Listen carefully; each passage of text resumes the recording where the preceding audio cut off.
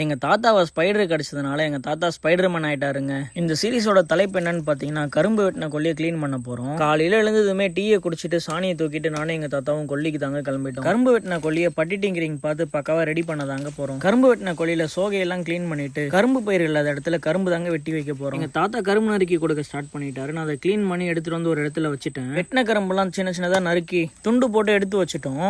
கரும்பு பயிரெலாம் ரெடி பண்ணி வச்சுட்டு கொல்லி மரச்சில் இருக்க வேஸ்ட் பயிரெல்லாம் வெட்டி க்ளீன் பண்ணிட்டு டிஃபன் சாப்பிட வீட்டுக்கு தாங்க கிளம்பிட்டோம். குளிச்சுட்டு துணி துவச்சிட்டு வீட்டுக்கு வந்து எங்க ஆயா செஞ்சு வச்ச பிரியாணியை சாப்பிட்டுட்டு திரும்பவும் கொல்லிக்கு வந்து கரும்பு பயிர் வைக்க ஸ்டார்ட் பண்ணிட்டோம்.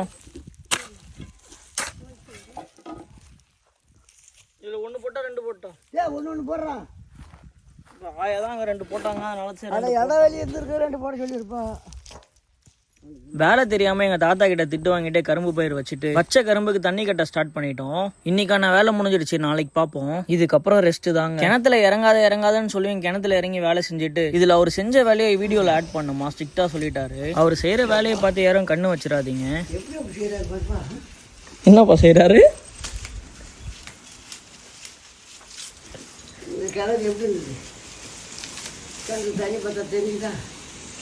என் தாத்தாக்கு சிலந்தி கட்சிச்சு ஸ்பைடர்மேன் ஆயிட்டாரு. ஸ்பைடர்மேன் நீங்க பாருங்க.